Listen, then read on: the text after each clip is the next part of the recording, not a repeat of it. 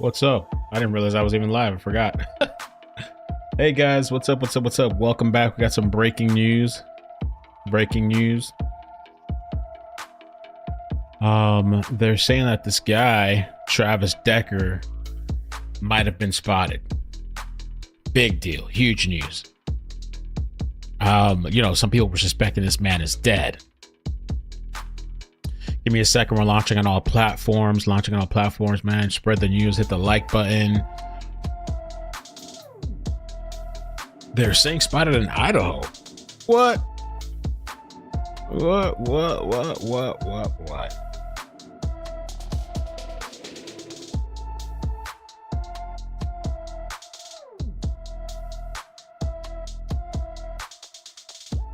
McCall, Idaho.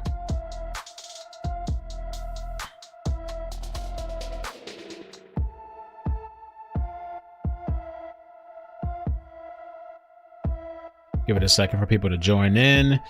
I'm going to be posting some stuff on iCkEdMeL clips tonight too, a little bit later. Some updates to stuff, so stay tuned to that. Okay, make sure you stay tuned.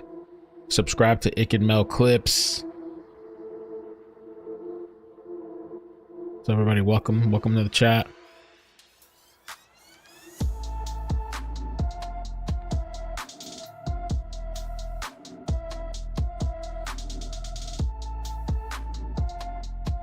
Okay, I think we're all good. We're launched everywhere.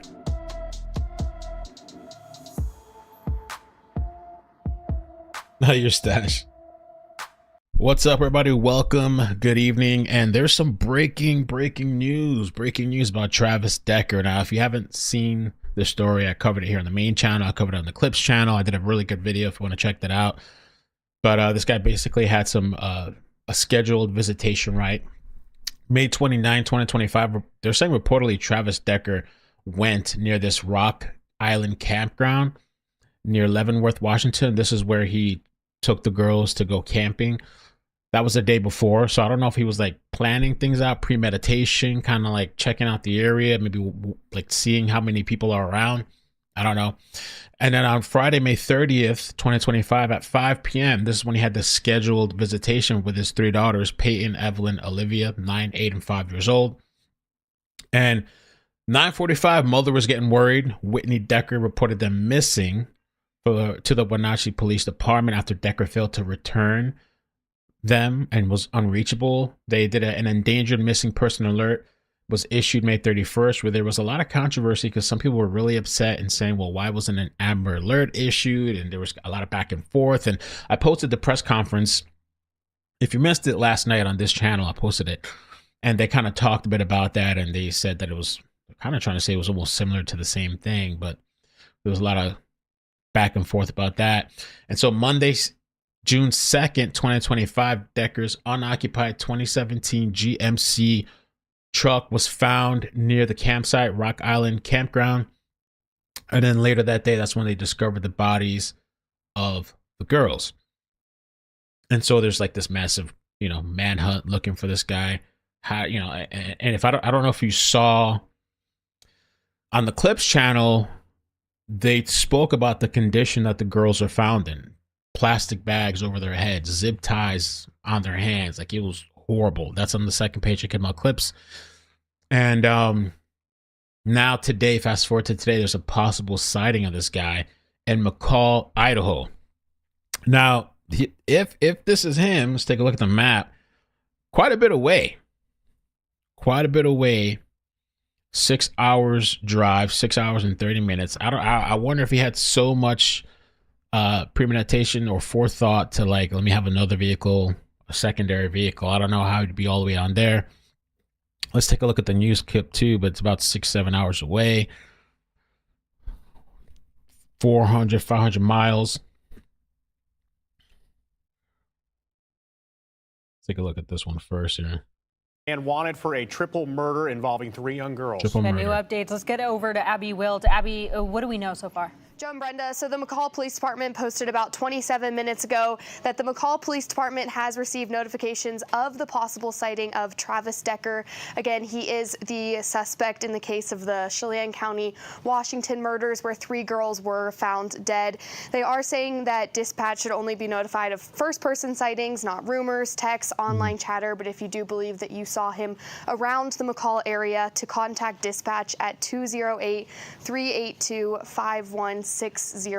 Again, this is just that there was maybe a sighting of Decker in McCall, Idaho. Again, we do know those murders took place on Monday night, and from there he has been on the loose and on the run with no spotting of where he might be. So we'll continue to bring this breaking news to you as we find out more. Joe and Brenda. And we know investigators out of Washington had cautioned the public there that if in fact they did see him, he could potentially be a dangerous person. So do not approach this man. If you believe you do see him, a firsthand report, you're asked to contact dispatch. Of course, as always, Brenda, in an emergency, call 911. We will continue. So they're saying don't confront this guy. Can be potentially dangerous. Triple murder suspect. Probable cause for murder. The girls were found dead west of Leavenworth earlier this week. They're saying don't report only report first person sightings, not rumors, texts, because I don't know. It's going to be another Brian Laundrie incident. I kind of mentioned that. I had thought maybe this guy was deceased. Maybe he's alive. This one here says June 4th at Ridley's. Now, Ridley's, I don't know if this lady said it here. I might have not listened. Is that a grocery store? Possible June 4th at Ridley's, and emphasizes only a possible sighting. We're going to have to look that up. Ridley's. Where's my my Idaho people? I know I have some Idaho viewers. Ridley in Idaho. What in the world is that? Oh, it's a family market. Okay. Like a grocery store. That'd be pretty ballsy to just show up at a grocery store, just walk through. But at the same time, if that's really him, they might not have expected him all the way down there.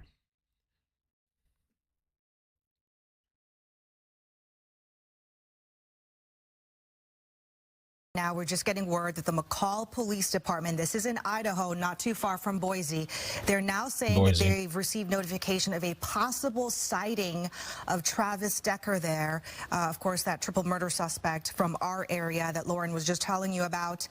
They say, be aware. Of course, call 911 if you see this person. But Matthew, the reason why they are notifying us is because since they did have this possible sighting in that area near Boise, in McCall, Idaho, they're needing everyone to keep an eye out for this person, especially in that area. Well, and one thing that we want to know, last night we had our first chance to really hear from the investigators. Both Wenatchee PD and the Chelan County Sheriff went before cameras and they talked a little bit about this. They noted they don't know if Travis Decker is dead or alive. They also said they have no idea if he's already left this area. So while you just heard that live report from Lauren Donovan on the ground in Wenatchee, in that area where they're moving barricades, they're going up icicle. There's some ring camera too, guys. Every individual spot. And this is a a big wilderness area. They've made it clear they don't know if he's already reached outside of our state. So just so you get a better idea where McCall, Idaho is, that's about a 2-hour drive north of Boise. To get there, if you were to just take a beeline, jump on a road, and make it there as quickly as possible, if you were to put that in Google Maps, it'd estimate about a 6.5-hour drive. So this just really expands the manhunt and gives you a good idea of how far Decker could have made it. One other thing that we want to note with this latest information coming from McCall, Idaho police, they're warning people, please don't call 911 or dispatch centers with rumors or texts, because this stuff is going to start circulating online. Everybody's going to want to call in and try to be helpful. They want to hear first-person sightings. And, of course, we'll be tracking this as it looks. My cousin Tukey says she saw it. These sightings, that the manhunt will be expanding to Idaho. Good news, at least, is that we know federal agencies are now involved, including the Department of Homeland Security, U.S. Marshals. So hopefully hopefully they will have people in those areas working on these tips as well. Yeah, and before we go, I do want to share this phone number because, as Matthew mentioned, they don't want to hear from you if it's just a rumor or online chatter. They only want you to call this number if there's a first-person sighting of this man, Travis Decker. And that number that they're sharing on social media is 208-382-5160. I'm going to repeat that for you. If you want to jot this down, for 208-382-5160. This information just coming down to us. So if you live in that area or anywhere near McCall, Idaho, keep an eye out. And I want to remind everyone, this person is deemed dangerous. If you see this person, do not confront him. Call 911 or that number that we just shared with you. Okay. Let's take a look at the Ring camera. You can send me, if you have a link to send me, you can send it to my email. I think Maddie has my phone, though. Yeah, I need my phone. Maddie, The U.S. Appeals Court in Seattle. let me get the phone for a second. I need another, everything on my computer, all my accounts are like double, triple authenticated crap. And so like every time I go to access something, I need like, and she's using my phone, my other phone. Thank you, sweetie. Let me just do this real quick so I can check my email. Yeah, if you have stuff that you want to send me regarding this, on iCkEdMeL.com, there's an area where I think it's called Submit Tip, and you can put files, you can put links, whatever, and it shoots it straight to my email. Let me see here. Okay, let's take a look at the Ring camera. I don't know why it's not working. Oh. Okay, thank you. Yeah, so I have my emails pulled up. Okay.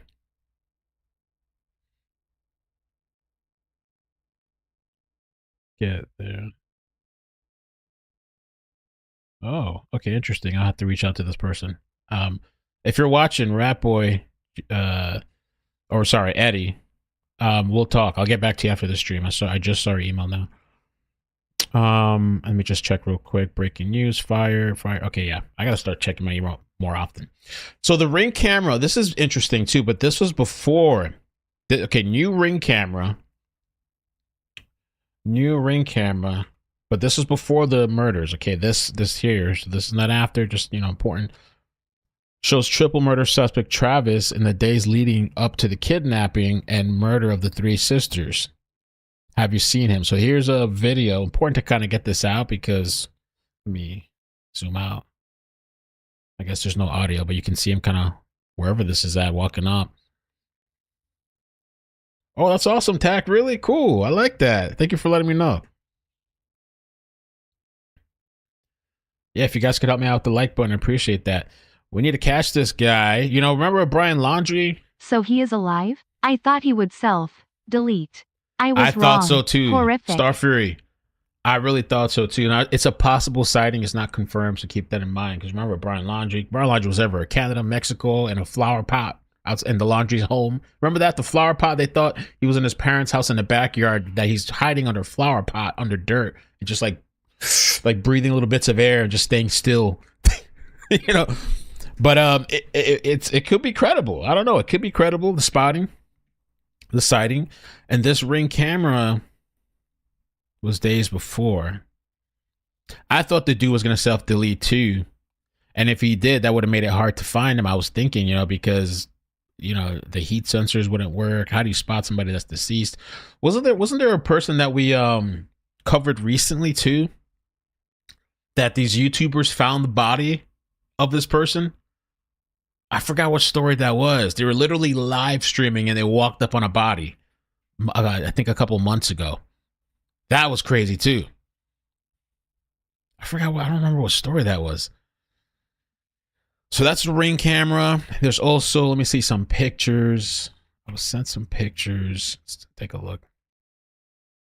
Maybe he is alive. And you know what? Somebody left me a comment on one of my videos that I thought was interesting, that some of these people, I don't know what the situation is with this dude.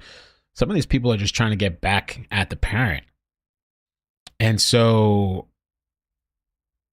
did he do this just to hurt the mother, right? Like, you don't want to be with me. You're not going to take me. And I've done this and that to try to hurt you. And now I'm going to do the worst thing ever that somebody could do, and it's harm the kids or something, and then take off. I don't know.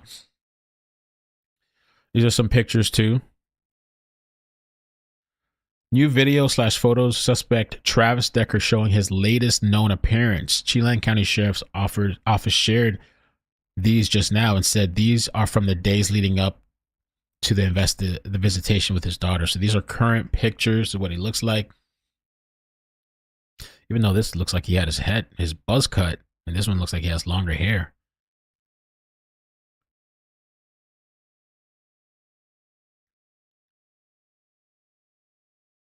See, look what the person said here. A lot of people, I thought this dude took himself out too. Maybe he's alive. Travis Decker. So possible sighting, Idaho, McCall at a grocery store. Let me see what else they're saying here.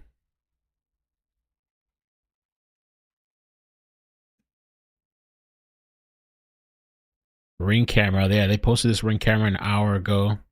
This just came out now, hot off the press. Ring camera video.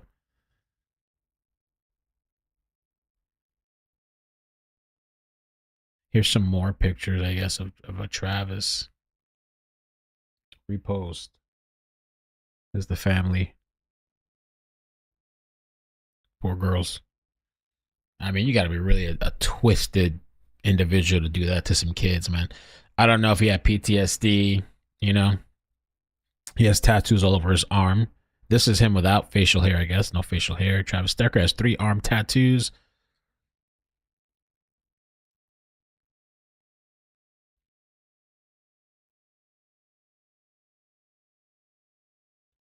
Wow.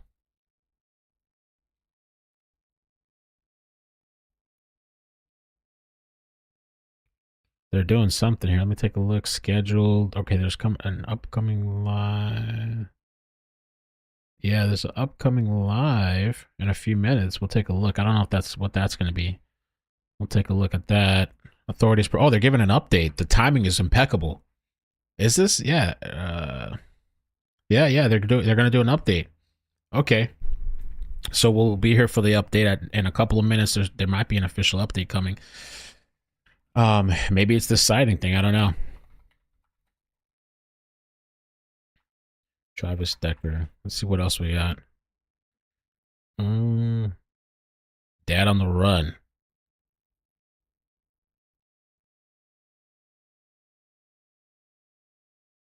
We turn now to the other developing story tonight. The urgent manhunt widening at this hour are dead, for and a their father father accused of is the on the horrific run. murders of his 3 young daughters. Authorities say he once served in the military, that he's trained. They believe he's dangerous. He was allowed visitation with his daughters, but not overnights. And now a horrific tragedy for that family. And that's a big point of contention too, where people are like, well, how the hell did he have visitation rights? Suppose he had some mental health problems or wasn't stable, but she thought that he would never hurt the kids. And somebody had left me a comment that if she thought he wouldn't do that, how would the courts know that? Like, I think you should have, if they were going to give him visitation, you know, hindsight's always 20/20, but it should have been supervised visits or something, you know. But somebody was saying, well, maybe the courts did that because the mother herself thought that he would never hurt the kids, and so they, I guess, okay, here, you can come today and see them for a few hours or something. Here's Kana Whitworth. Tonight, federal, state, and local authorities in Washington searching the wilderness for Travis Decker, who they say killed his 3 young daughters during a court-approved visitation. Decker, according to authorities, is former military with extensive training. We will not rest until Travis is located. On Friday, their mother, Whitney, reported 5-year-old Olivia, 8-year-old Evelyn, and 9-year-old Peyton missing after they didn't return from a planned visitation with Decker, who, according to court documents obtained by ABC News affiliate Como, was not authorized to have overnight visits with the girls and was experiencing mental health issues. Look at that. It's even in the documentation here. Give me 1 second, because I just had the link up to that update. Not this one. Oh, here it is. Okay, I just want to make sure I don't lose this. Let me put this with everything else. Okay, so while we wait for that, there's supposedly an update coming. I don't know. We'll see. This news channel has something coming. We'll wait. Children at 2000 hour, 2000 hour, 8 o'clock, in violation upon their agreed upon and court-ordered parenting plan. Corporal Gonzalez noted Whitney appeared distraught and looked like she had recently been crying. She advised that her and Decker were previously married, but have been divorced for several years, and have the 3 children together. Along with the divorce, the two have had a parenting plan in place, with the most current one issued by a judge on September 27, 2024. The current parenting plans limits Decker's visitation to every other weekend, with specific hours of Fridays from 5 a.m. to 8 p.m., Saturdays from 11 a.m. to 7 p.m., and Sundays from 9 a.m. to 7 p.m. Interesting. The order also specifies no overnight visits, and the visits will only occur in Wenatchee Valley. Winnie reported that Decker picked up their daughters from her residence, that's her address, around the scheduled time of 5 o'clock, but did not return around 8 p.m. She stated she attempted to call Decker multiple times, but his cell phone goes straight to voicemail, which typically means the cell phone is off or out of service. Whitney expressed concern because Decker reportedly has never done this before, and further noted he is currently experiencing mental health issues. Damn. Was not authorized to have overnight visits with the girls and was experiencing mental health issues. But authorities... They are going to do an update. Let me see. Police Department. Yeah. Okay, hold on. Let me get you guys this up. There's a live update happening right now. Live press conference.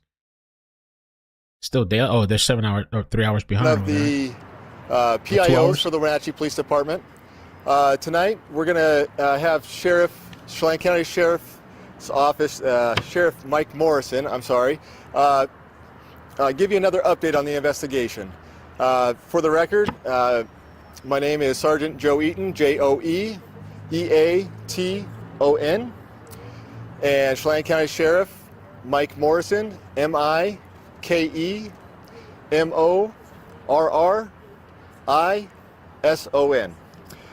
Tonight he'll deliver his updates, and then at the conclusion of his update, 5 minutes for questions.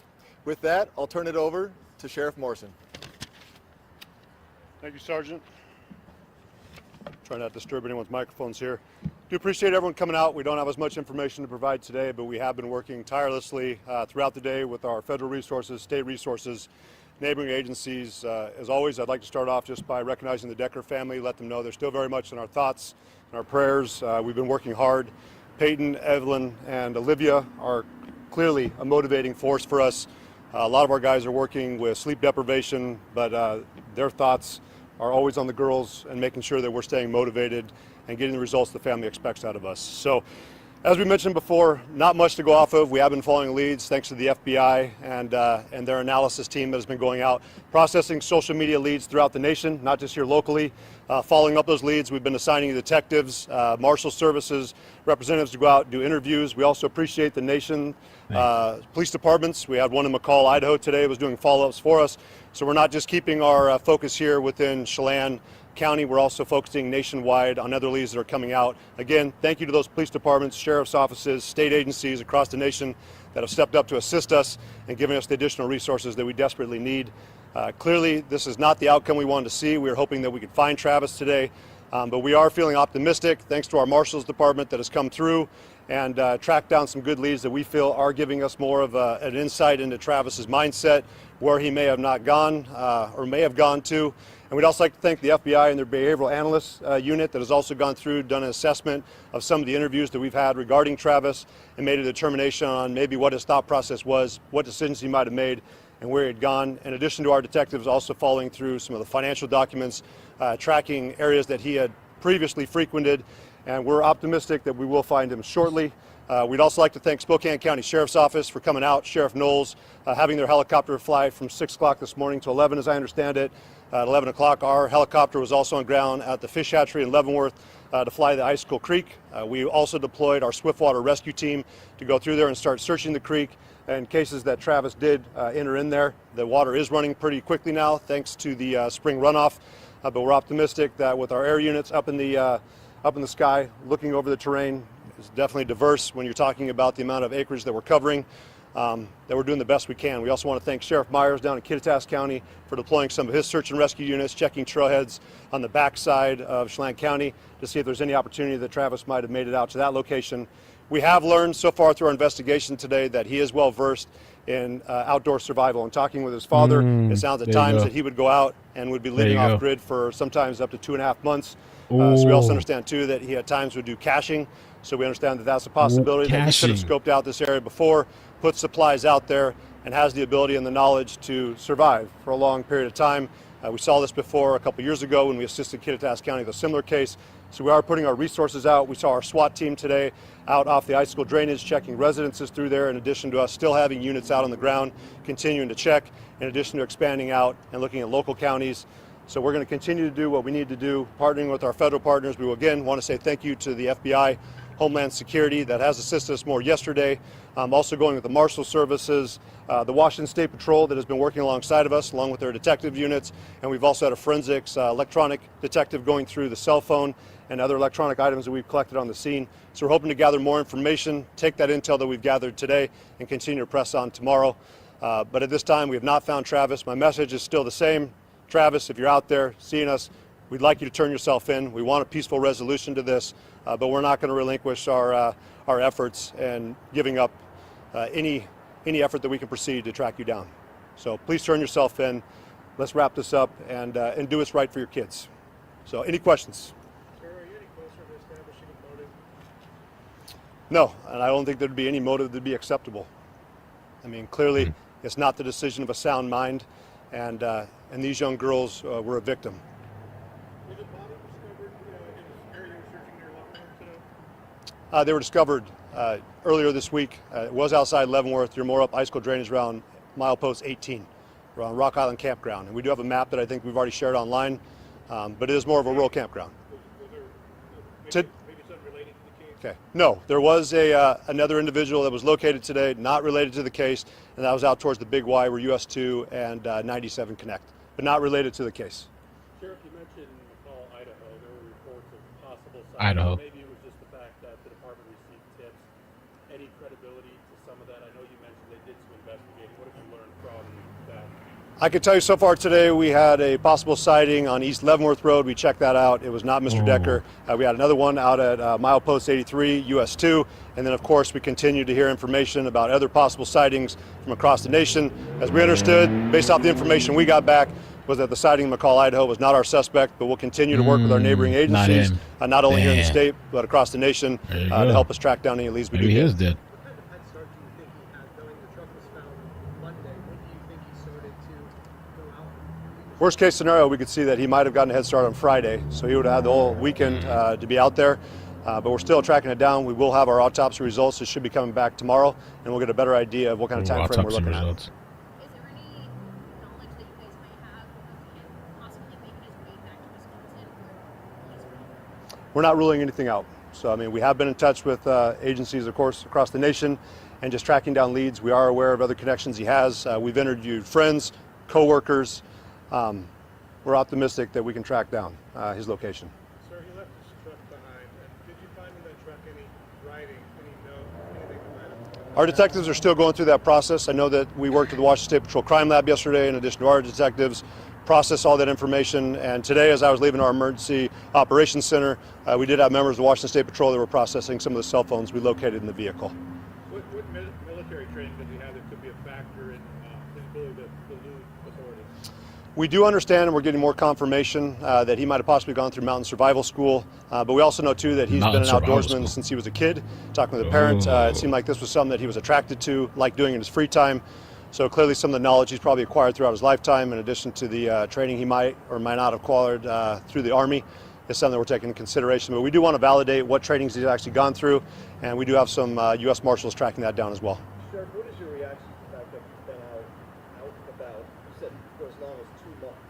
Does that give you room for pause that he is no stranger to being out and living off the grid for so long?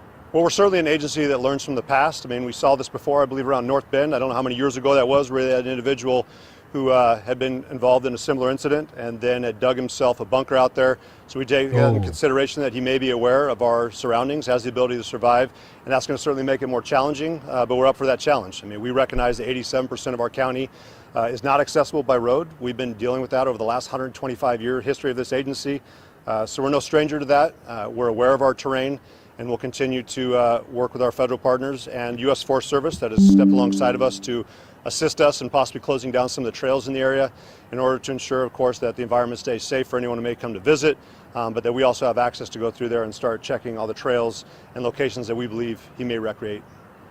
Sheriff, the longer this goes on, what concerns do you have about, you talk about the fight or flight mentality and desperation kicks in. Obviously there's that survival skills element of it, but the longer it goes on, I mean, we've seen where things often go.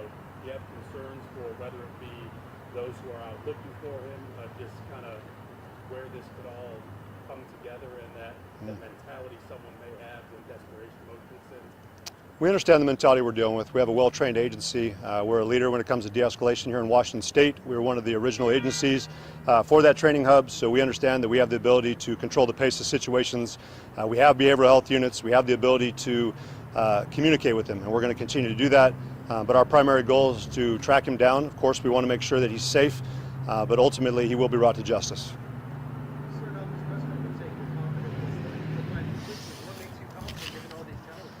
The amount of partners that have come alongside of us. I mean, again, I've cited the U.S. Marshal Service, the FBI. We've had Homeland Security investigations. We've had Border Patrol's tracking team here. We've had Douglas County, East Wenatchee. The amount of resources that we put on this right away gives me confidence that we are doing everything possible, in addition to working with the behavioral analyst team and also bringing cadaver dogs. We're open to anything and everything, and so far, despite our limited resources, it's part of our mission statement with the resources entrusted to us. I think that a lot of people have come alongside us to help us out. That's why I'm optimistic. So we're not doing it alone. You said that you've been in contact with his father. What has that interaction been like with his immediate loved ones? What are they telling you about their reaction to this immense tragedy? How are they handling it? They're frustrated with the situation, clearly, but this is their son. So, of course, that they have concerns about his safety. But overall, they understand that he does have to be brought in and he has to be held accountable for his actions. One more question, please. One more question. Sheriff, I just wanted to clarify. You said that with this survival skills coming to light here, how does that change moving forward as we get further and further into this investigation? Well, we understand that he can cover a lot of ground. I mean, certainly, based off what I know from him, he's in decent shape, and he has the ability to go out there, which, if anyone's been out in that part of the county, it's thick. So it's going to make it more challenging for us to locate him, and especially if he's knowledgeable and he knows how to conceal himself. That will make a unique challenge for us. But we feel pretty confident in bringing members of Border Patrol in too, with their experience of working in more diverse terrain, especially along our Canadian border. We have people who are experts in that field as well, and also excel and have the military training as well. I mean, we recognize he's not a subject matter expert. I'm not going to glorify him in that sense. I do appreciate his service, but overall, we have other men and women who are assisting us who are also military veterans and have that kind of background and experience. And I would certainly point out our Forest Service deputy that was able to immediately locate it as soon as we got information about a general area where he's at. We're up for that challenge. So, thank you. Okay, for our media partners, I do have a contact sheet that I'd like to have right now. I'm actually follow up with each of our media partners. So at the conclusion of this, you can find me if you haven't already signed it. That would be greatly appreciated. Thank you for your time, and we'll plan additional updates in the hours and days to come. Thank you. Nothing sent, though? Not to my knowledge, no. So they're saying, so a couple of things he said. He mentioned the Idaho sighting, and he said that's not him. And that there was another sighting near Leavenworth. That's not him either. So I guess we're what they say. SOL. So I don't know. Is he alive? Is he deceased? The thing is, I don't know. At first I was leaning towards he's the 2016 maybe passed away. But now I don't know that I'm hearing he has so much experience out in the woods, in the wilderness training. He took a course for training, but he also grew up in that type of environment. He could be thriving out there.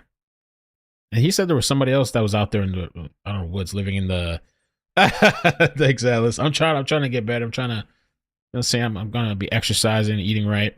Give me a couple, 2 months, 3 months. But yeah, no, this is pretty disturbing. He could be out there surviving, and he wouldn't know how to survive out in the wilderness, on the run. Say there had been no prior issues with visitation. There were reported concerns of Travis being homeless and financially stressed recently. Whitney was clear that during the exchanges that had occurred in the past, that Travis was very communicative with her in any deviations from the parenting plan. On Monday, a deputy found Decker's white GMC Sierra with 2 bloody handprints on the back near a campground in Leavenworth, Washington. The girls' bodies found down an embankment. They appeared to have been asphyxiated. All 3 girls attended Lincoln Elementary School in Wenatchee. The entire community coming out to pay their respects. Classmates writing messages in colored markers, trying to process the unthinkable. And David, tonight authorities warn that Decker could be anywhere, and they say he should be considered dangerous. David? Our thoughts are with that mother that could be out there deep in the woods. There's this video too that I want to watch.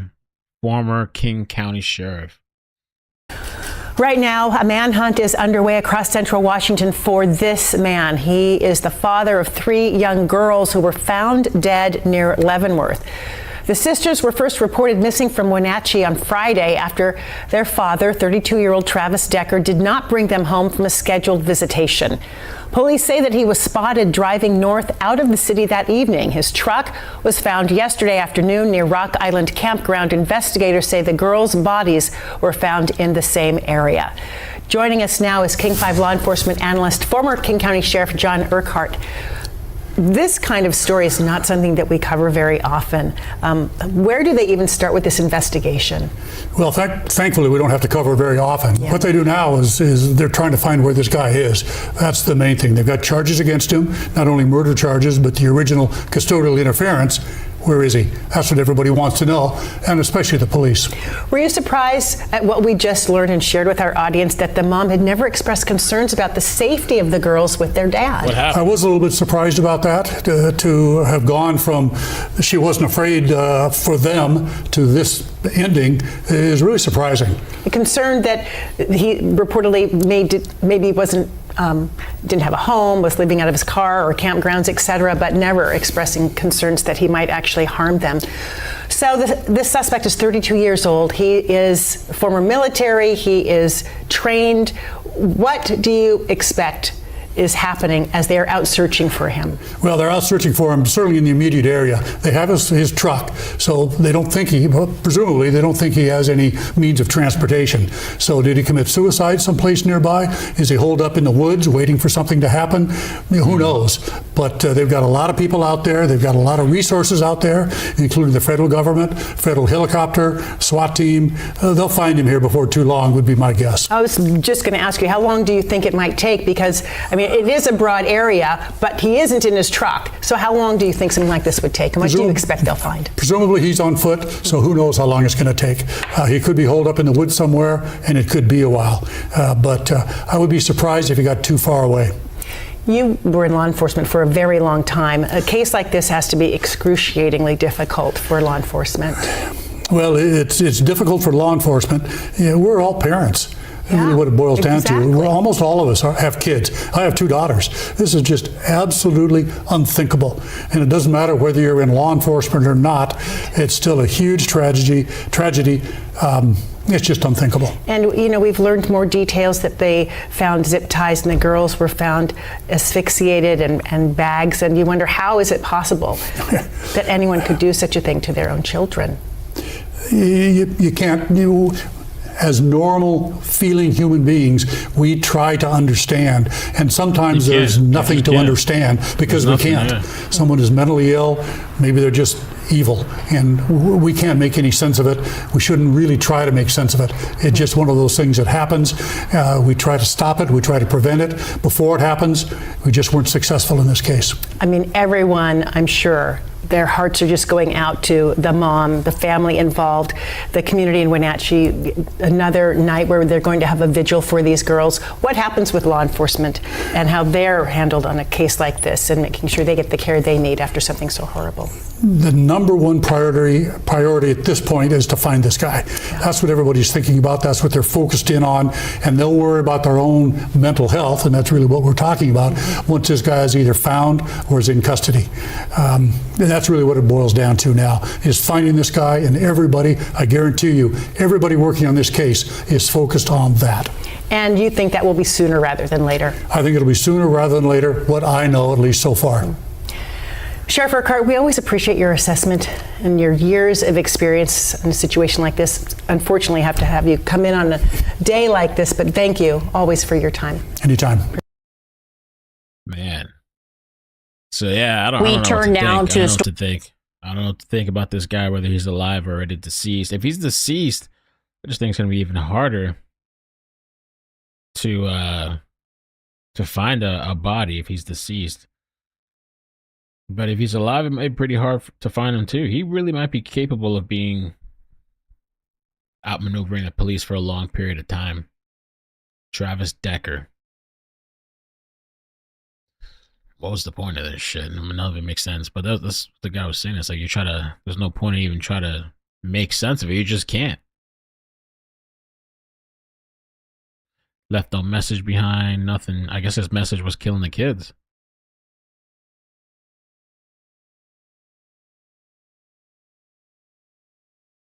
Just standing here, and it is truly devastating. I can get in.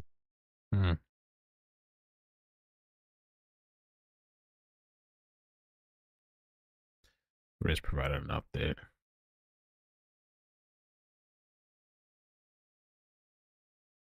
So they released the ring video from before and some pictures from before the murders. 4 hours ago. Let's see here. This lady here.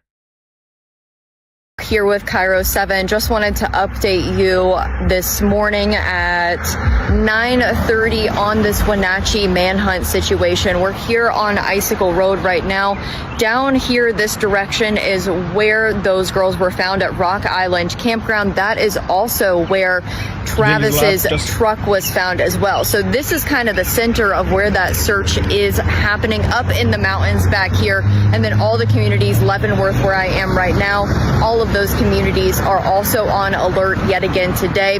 We have reporters that are going to be out here covering every inch of this manhunt, the vigils, the press conferences that are happening today. We're going to get more information at 11 o'clock this morning, and also at 6 o'clock this evening. We'll have a press conference then that we will be attending. We'll be streaming that live.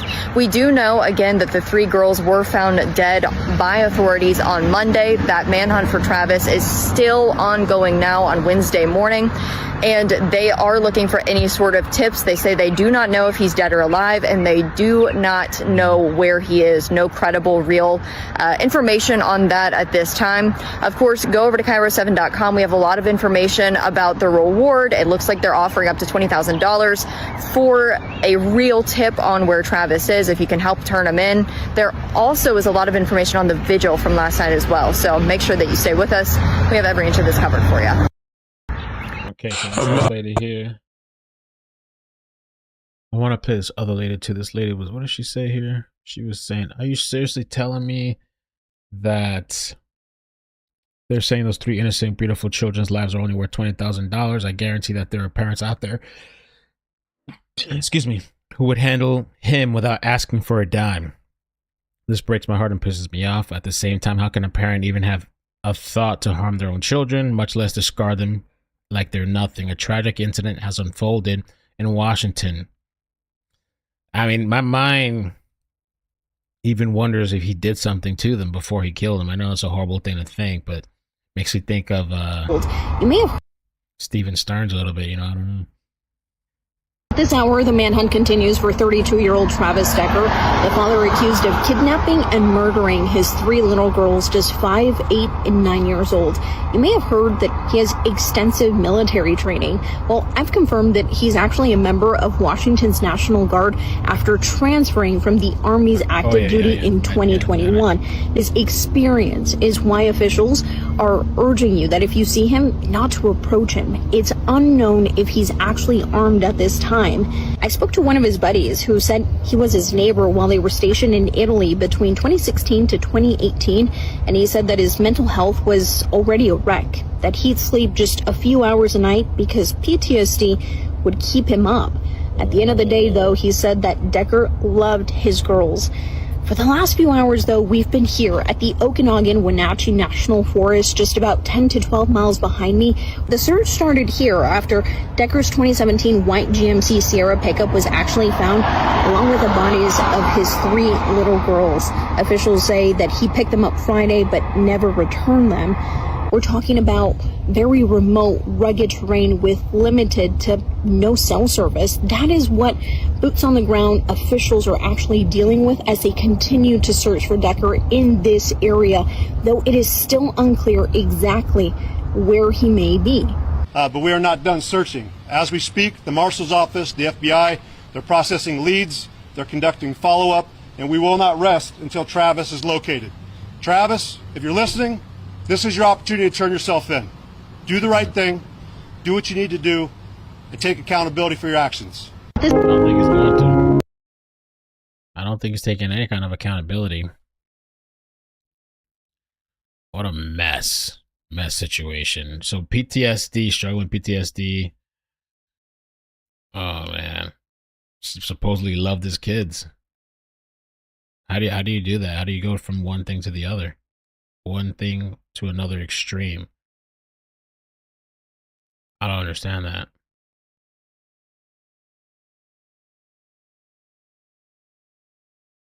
I was looking at Flight Radar. I don't see anything out there like in that area. Let me see. From Washington. Yeah, I'm looking at Washington.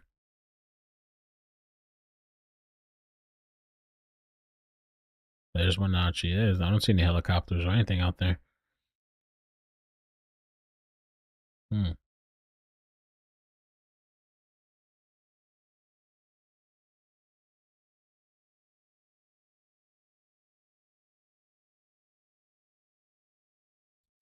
me see what else we can pull up on this guy. I think he might actually be out. Either he's deceased or he's going to be on the run for a while, probably. I don't know.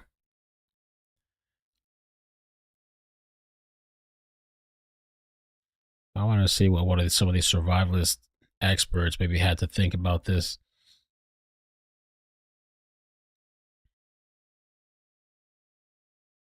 Let me play a little bit of this because I'm setting something else up. Oh, here it is. I guess we can play this, yeah. I just want to hear a little bit of what they had to say. 8 and 9-year-old girls were reported missing last Friday after a scheduled custody visit with their dad. Detectives tracked Travis Decker. So, Anthony, thank you so much for coming on today. Thanks for having me. So this case is horrifying. From a legal standpoint, how do courts typically treat cases involving children this young? They're going to treat them very delicately. There's going to be a lot of attention paid to a case like this, obviously because it's tragic is not even the proper word. It's way worse than that. And so I think it's going to have a lot of attention from the court, their first degree cases. And so the offense is very serious. And the fact that these were his own kids, does that make the charges more severe? Would it be normal for prosecutors to seek the death penalty in a case like this? It depends on the law in the state. So depending on what jurisdiction it is, I think in your more conservative states where the death penalty is commonly used, this is the type of case where you could see the death penalty. Again, I don't think authorities have Decker yet, and I'll be interested to see the mental health situation that the defense will likely delve into before a prosecuting office makes that decision. Yeah, right now, like you said, there is a manhunt underway. He could be caught at any moment now. How does that impact just the timeline of the case legally? Well, I don't think that the proceedings are going to be able to move forward without a defendant or party to the case, and so it's going to stall any court dates and any court proceedings. What happens the moment that he is caught, though? Is he arraigned immediately, or do investigators get more time to question him?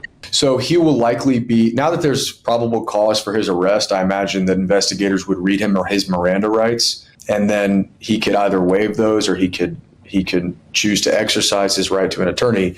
But upon his arrest, he's got to be before arraigned or before a magistrate in a very short period of time, approximately 48 hours. Does the fact that he is on the run, would prosecutors consider that consciousness of guilt? Absolutely. But I still think, in my opinion, I think that the charges are slightly premature just based on what I've read.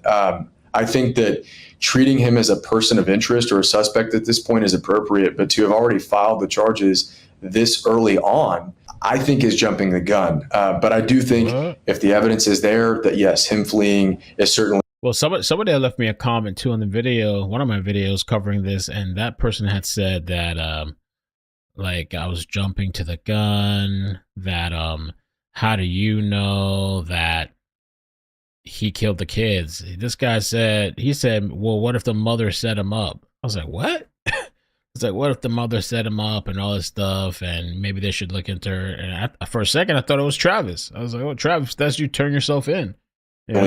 Evidence of consciousness. I replied back to him in the comments. Well, in your experience, why do prosecutors do that? Because he wasn't just charged with murder. He was also charged with kidnapping as well, which I thought was kind of interesting, because why charge him with kidnapping if obviously the murder charge would trump that?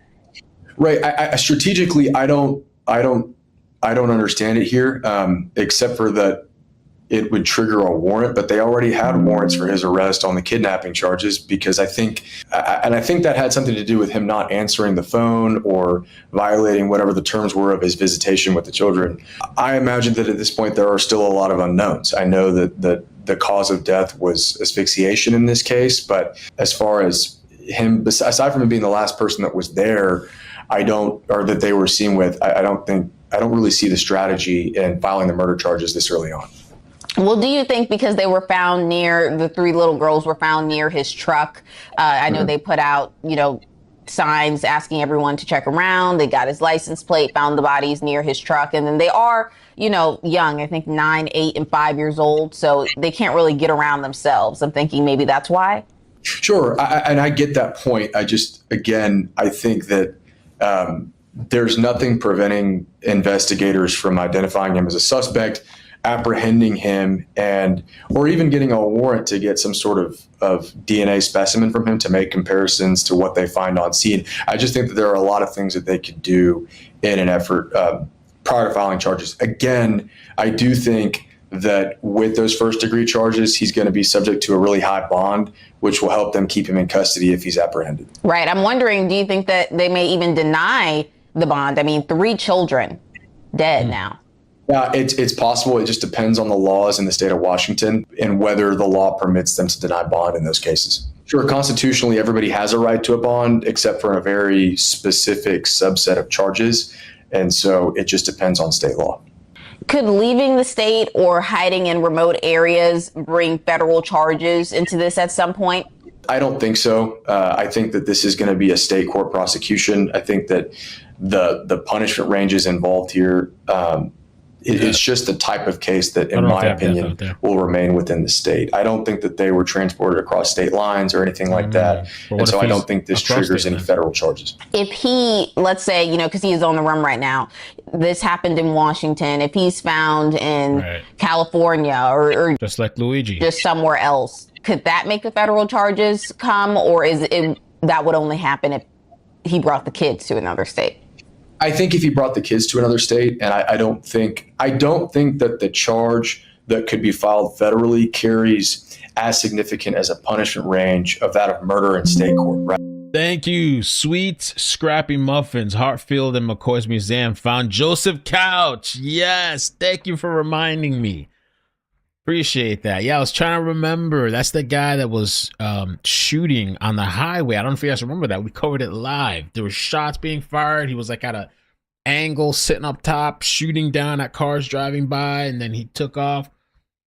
And they found his body, offed himself. Right. So did he have PTSD also? From the federal prosecutor's perspective, they're going to see it as, well, let's let the state court prosecutors handle it. They've got larger teeth sunk in here with a first degree punishment range. And I think that's the appropriate way to handle the case. Let's move on to evidence. Obviously, you know, we're getting. Susie, thank you for the 10 too. I don't think I said that earlier. Thank you for the 10. Starfear, thank you. And Sweet Scrappy, thank you. So, I don't know. Yeah, they're talking about all the legal situations, legal stuff here, which is interesting. But I'm also like, are they going to catch this guy? If they do, when? I mean, there's people that have been hidden out in bunkers. I've seen a couple documentaries of people that have hidden bunkers. Or one guy that killed his family and the dog and tried to make it look like it was something else and then ran into a bunker. But he tried to destroy his computer where he had all the planning, and the feds found the information on his computer, so they knew he was out somewhere in the woods, and they found his recordings and stuff. I think he even had a YouTube channel. And the way they caught him was because this guy had a whole underground bunker. What if I can find the video? Had a whole underground bunker, a water system, filtration system. He could cook. It had a chimney, and the chimney was giving off smoke, and I think they spotted the smoke from the distance coming up out of the mountains from the city, and that's how they kind of like spotted his location. Underground bunker. And that guy, underground bunker, murdered family. Oh, this was it. Oh yeah, I can't play the whole. Oh, here's a video here. Peter Keller made a diary. I wonder where this guy was located. A lot of work. The chilling video Peter Keller. This was over a decade ago. I wonder what state Peter Keller was from. Imagine it's Washington. What state was Peter Keller in?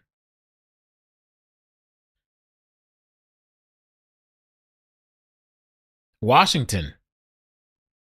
The mountains of Washington. Yeah, this is so perfectly relatable somewhat. This guy was out there in a sophisticated bunker. Diary shows Peter Keller calmly plotting to kill his wife Lynette and 18-year-old daughter Kayleen, and to live in a bunker in the woods in Washington state. It's actually more comfortable for me to think about living out here, robbing banks, pharmacies, just taking what I want for as long as I can. At least it'll be exciting. It won't be boring. And I don't have to worry about Lynette or Kayleen. And everything will be taken care of. It'll just be me. Police say after murdering his family, Keller set his home on fire and left it booby-trapped. But a pipe bomb failed to go off, and the fire was quickly put out. Among the items investigators found at the home, this video. I used to sit here and think, this whole thing is just crazy at times, and then I'd think about it, and it would make sense, and it's like, okay, this is what I got to do. The King County Sheriff says Keller made the video during a series of day trips to the woods. Authorities say he planned the killings for a long time and built a bunker in the woods stocked with foods, ammunition, and supplies. Question now, why? He leaves behind only this hint. I'm getting to the point where just trying to live and pay bills and live as a civilian and go to work. It just freaks me out. Keller had a backup plan if he was ever tracked down. I may get caught right away. Basically, if I get caught, I'm just going to shoot myself. So, I could basically be dead in 2 weeks or 3 weeks. I don't know. It's all I don't think he made it that long. Chance at this point. I do have my escape, and that's death. Which is what he shoot myself. And I'm okay with that. Photographs and construction drawings of the bunker site helped authorities find Keller's hideout. He killed himself as sheriff deputies were closing in. Lisa Sylvester. Yeah, this guy had like a bunch of blogs and stuff like that. I don't know if he posted it, but he had all these blogs. And his daughter, I think she just graduated. This guy was just fucked up. Daughter graduated. I think his wife had some type of illness or something, so she couldn't really like work or something. Some type of medical condition. And he was the only breadwinner. And so he was like, "Oh, I'll get rid of them, and that'll make things better, and I'll just be on my own." He did this huge, supposed sophisticated plan, and he didn't make it long. He did not make it long at all. There's another video. I just want to play a little bit of snippets of it because it is in the Washington mountains. Keller, another one with a kind of a almost killer name. This was really good. Explore Us did a really good documentary on that. If you ever want to look at it. All right. So how do you feel, Kayleen? We have. This is him recording. Yes, he's very respectful to me. I mean, he spoils That's the wife. me. He takes care of me. And the whole time he's doing this thing, this dude would disappear for long periods of time. I mean, I'm talking. This guy had a sophisticated ass bunker. I'm getting pretty. I don't think that's what this. I don't think this guy has a bunker like that. The Travis. I don't think he has that, but he's very experienced. To that. Who knows? Who knows though? Who knows what Travis has been doing on his time? He has the kids every other weekend for a couple hours. All the other, and he's been homeless. What else is he gonna do but be out there in the woods and whatever? This is what I got to do. I don't even question it anymore. At this point, I don't know what's going to happen. I may get caught right away. I mean, I could basically be dead in 2 weeks or 3 weeks. I don't know. It's all in the chance at this point. Hey guys. Nice, look at all that smoke. Oh my gosh.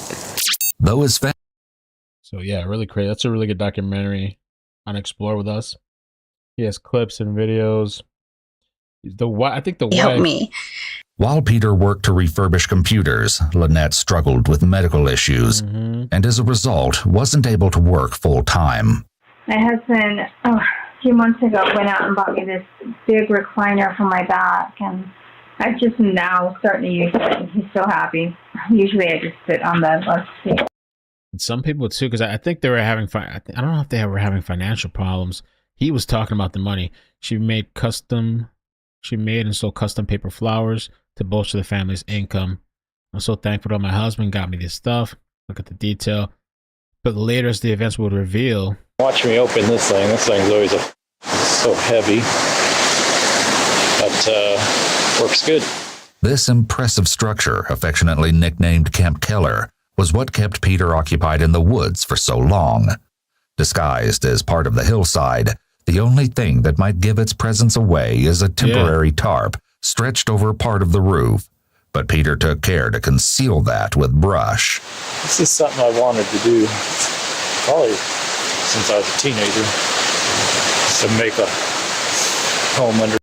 So yeah, these are in the Washington mountains. It's really interesting to see. Guy had a lot of time making this bunker. And you look at that, you got the piping into too. The camp. He brought enough to set up a vodka. You got your cheap vodka there. Pine saw. Look at kitchenette, complete with an emergency vodka stash. The entire complex was powered with a generator, which Peter somehow managed to bring up the mountain. He even went out of his way to engineer a wood-burning stove made out of an inverted metal garbage can. He rigged a chimney to funnel the smoke up and out of the residence. This smoke would ultimately provide a valuable clue as. Yeah, so the smoke kind of screwed them because they saw in the distance.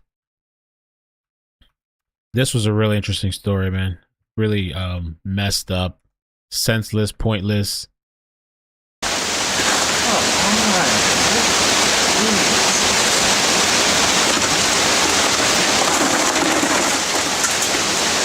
Then 3 months later, he started talking to me about marriage. And I was like, dude, I told you I don't want to get married. Stop pressuring me. We've only officially been together for 3 months. He actually started within a month. And I was just like, no, you got to stop. So finally, a little over 3 months, he asked me to marry him. I was like, of course I'll marry you. And I grabbed the ring and put it on my finger. I was just so excited. Jesus Christ, God. You don't know who you're getting yourself with, man. It takes a long time to really know somebody. There's people that have been married for years and known people for years, and you they still sometimes find out some crazy shit, some Diddy stuff. You don't even know what they're doing. They're living a double, triple, quadruple life. Major depressive disorder. Common, but could indicate the presence of major depressive disorder. Additionally, Peter is doing a lot of fidgeting in this video, signifying that despite what he's saying out loud, his thoughts might be giving him a lot of anxiety. Perhaps this stems from the fact that, as some of Peter's cryptic comments hint, there's a much darker aspect to his fantasy than he lets on. Well, I wanted to get a video log in. We haven't done part that I'm not looking forward to. I'm getting pretty close to that time. I'm guessing probably a couple months away. Maybe. That by that time he means killing his family. That's what he's talking about. So I don't want to play too much of the video, but yeah, if you want to see the whole thing, explore with us. Really good episode. 2 days before Peter acted on his plans. Sorry, I'm trying not to get too excited because my husband's gonna be like, "What are you doing?" No personality. I mean, I'm okay with it. It's just I understand now very clearly. This is the only thing I have. It's just a single pic, but you know, we all add single pic. Sorry, my dog's being crazy. My husband's probably chasing him around the living room. I know, my husband's wails. Combined with reports of Peter's truck being regularly parked at a specific trailhead, this was enough information for police to start canvassing the area to search for Camp Keller. Yeah, so they saw the smoke and anything inside. Had the fire team arrived just a few moments later, it could have gone off while they were on the roof, potentially costing. Yeah, crazy story, man. Crazy. So, yeah, no, that was interesting because I didn't realize it was in the Washington mountains. Travis Decker's out there in the mountains, Washington. Crazy, nutty. Let me see if there's anything else. Then I have a video that I wanted to drop on the Clips channel. I might just redirect everybody over there to watch it. Let me see, just Travis Decker, anything else. Those reporters said they're going to be doing updates, so we'll keep an eye on it daily. I was sitting here editing the video I'm going to premiere now, and I just realized I did a search, and I'm like, oh crap, there was like a sighting and a lot of stuff.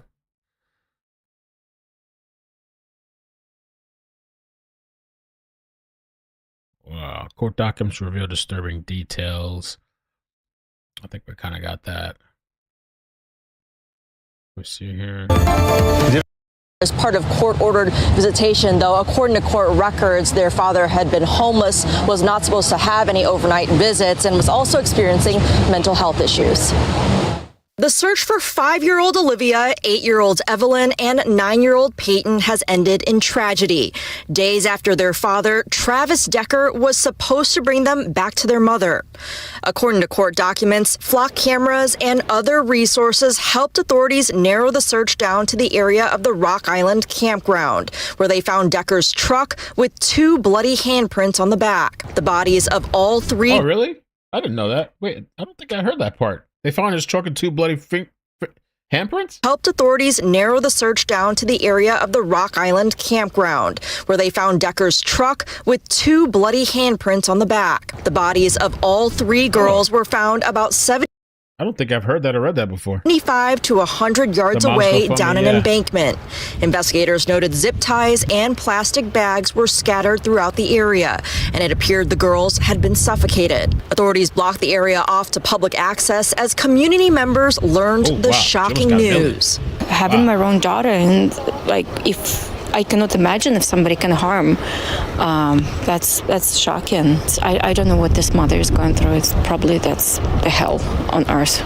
Court documents reveal Decker was diagnosed with borderline personality disorder and was supposed to get mental health treatment and anger management according to a court-ordered plan, but hadn't. All 3 victims attended Lincoln Elementary, where the community is reeling from the tragic loss. An online fundraiser has already collected nearly $200,000 for the victim's family. The organizer writing, "These girls were a true light in this world, and it is a darker place without them. I will miss seeing their sweet little faces." And Decker remains at large. The reward for any information that leads to his capture is now up to $20,000. Authorities also say that Decker is former military and has a lot of training and should be considered dangerous. We are continuing to stay out here and following as the community honors these three sisters, and we'll continue to bring you updates on air and online from here in Wenatchee. Reporting live in Wenatchee tonight, Lynanne Wynn, KOMO News. Lynanne, thank you. So with the tragic end of the search for the three girls, many are now asking why there was no Amber Alert issued. Today, KOMO's Jeremy Harris took that question to the Washington State Patrol, which is assisting in the investigation. He joins us live now at State Patrol headquarters in Olympia. Jeremy. Steve, the State Patrol oversees the state's alert systems, and they were involved in this case very early on when the girls went missing. But there are strict requirements for Amber Alerts, and the State Patrol says this case simply did not meet them. Within 24 hours of the disappearance of three young sisters in Wenatchee, the Washington State Patrol issued this endangered missing person. Yeah, there's a lot of controversy about that, not issuing an Amber Alert. I guess because they don't know if the child's in danger. I guess it didn't fit the criteria. But in this situation with scheduled visit, I mean, I feel like in Florida they've done that. Like a parent takes off the child and like a visitation thing goes. I feel like they have done. I mean, I know it's a different state, but they've done Amber Alerts for that. I thought. I could be wrong. And the GoFundMe, I put it in the chat, and if you're interested, and I put it in the description. She has 600. Wow, the last time I looked at it, it was like 100-something thousand. I think that was yesterday. Yesterday, when I was recording the video, I thought it was like 50 or 100. I don't know what it was. Blink of an eye. Today, $633,000. Holy moly. So there's a massive outpour for this mother and a family. I want to clarify, this is the only official GoFundraiser. Yeah, be careful too, because with this GoFundMe stuff sometimes, there's fake pages and multiple pages. Be careful where you're sending this stuff, where you're sending your money. In light of the overwhelming response, I just want to clarify, this is the only official approved by Whitney and created with their full knowledge. Okay. And there's the kids there, and that was the update. Yeah. They have a Facebook group too.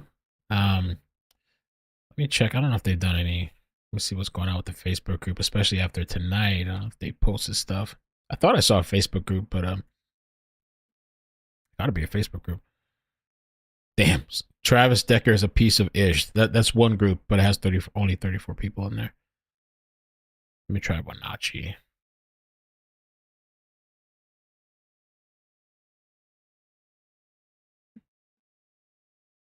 There's a GoFundMe that is verified. Okay, I see that post. Yeah, yesterday was at 56,000 at one point. Wow, really blew up. This was it looks like, let's see what they post here. Like a vigil.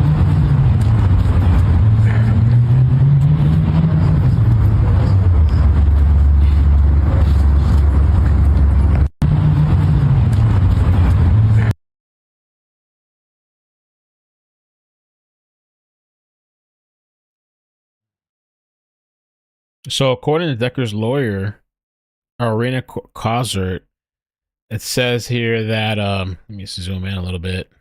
It says Whitney believes that the Amber Alert, if it was issued.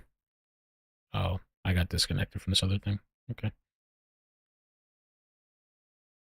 If it was issued, would have made a difference. Could have made a difference in the outcome. I don't know. I really don't know. I don't think so. I mean, I understand it though. Maybe found the kid sooner. Maybe he would have been apprehended. Maybe they would have moved faster, because the timeline. Let's see, Friday. So this guy was out there. The day he picked up the kids was May 30th, Friday. But they were saying timeline of events on May 29th, the day before, he was out there. Reportedly visited the campground. And what was he doing? I don't know. Plotting, planning. Oh, crap. Maybe getting a lay of the land to see who's out there.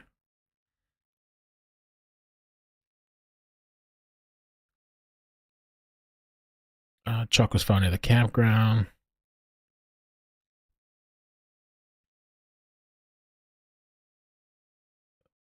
Okay.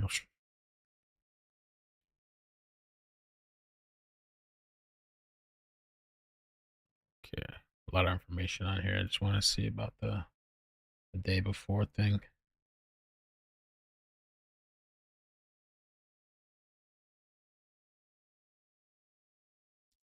Potential critical information text regarding the location.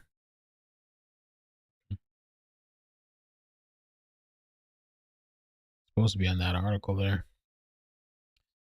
And so on the 31st, on the 30th is when the whole situation happened. He takes his daughters. 9:45, the mother reports them missing after she was unable to reach Decker, the father.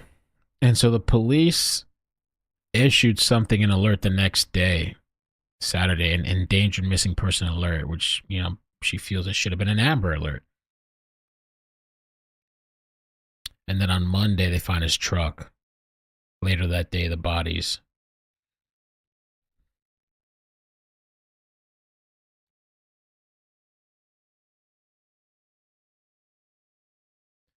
Let's see, it works out.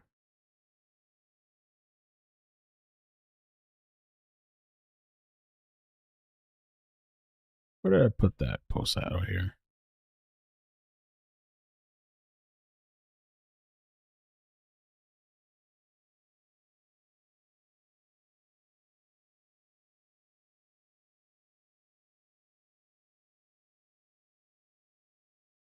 This hour for a father accused in the horrific murders of his 3 with his daughters, but not overnights. And now a horrific tragedy. On Friday, their mother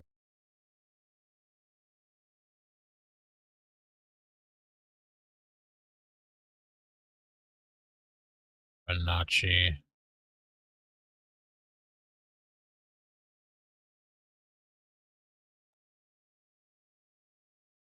GoFundMe. Can't see anything else. It's from yesterday. Oh, that was a candlelight vigil. Can't hear anything. Oh, I was muted for Facebook. Oh, they're gonna kill me. All right, I guess maybe that's it. I think maybe we got everything for tonight. I'm gonna transfer you guys to a new video. I just wanted to make sure we grabbed everything. Let me take a look real quick too here.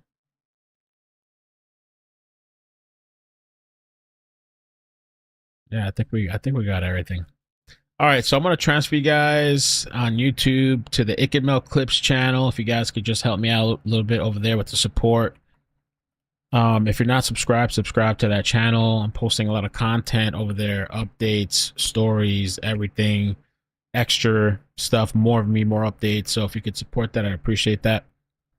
I'll put the link in the chat in case the transfer doesn't work. Put the link in the chat. Boop, boop, boop, boop. And stay tuned, man, because anything could happen tonight. Anything could happen tomorrow. All right. Sign up to the email list so you don't miss any notifications. Oh, Judge Bev took off tomorrow so everyone can enjoy the sunshine. Thank you, Todd, for reminding me. I was on Twitch this morning, and the inmates, the only thing new was that the aunt spoke out on Use Nation. I'm gonna post it on the Clips channel. I haven't done it yet. I will post it on iCkEdMeL Clips, and there was a house that was raided, so I will post that for you guys. I don't know if tonight, maybe tomorrow. I'll edit it, post it tomorrow. Links in the chat, iCkEdMeL Clips, iCkEdMeL Clips, all right?